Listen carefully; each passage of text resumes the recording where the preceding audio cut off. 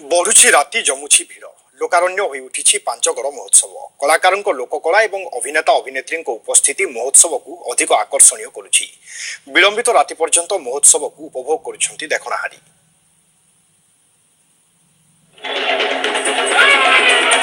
गोटे मंचरे बहु कलाकार भड़िके भड़ी लोककला प्रदर्शन रे विमोहित देखणाहारी। शीतुआ संध्यारे पाइक आखड़ा समर कला को मनभरी उपभोग करथिले दर्शक।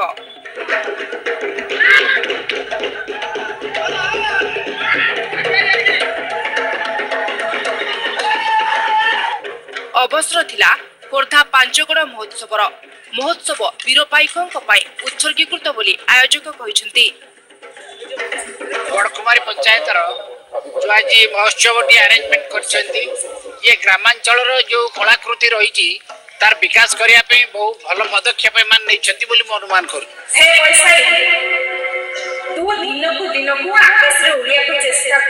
मुख्य आकर्षण थिले टेलीविजन जगतर जनाशुना कलाकार नीतू सिंह।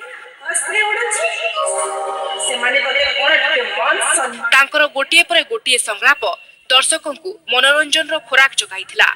हमर पाइक हो हमर ओडिसी हो हमर जे कोनोसी हमर संस्कृति धीरे धीरे दबी दबी जाउची तनकरी एमती गोटे गोटे महोत्सव कले हमर कला संस्कृति जो दबी जाउची सेटा हमें एई स्टेज रे देखि कि लोकन को आकृष्ट करि परिबा।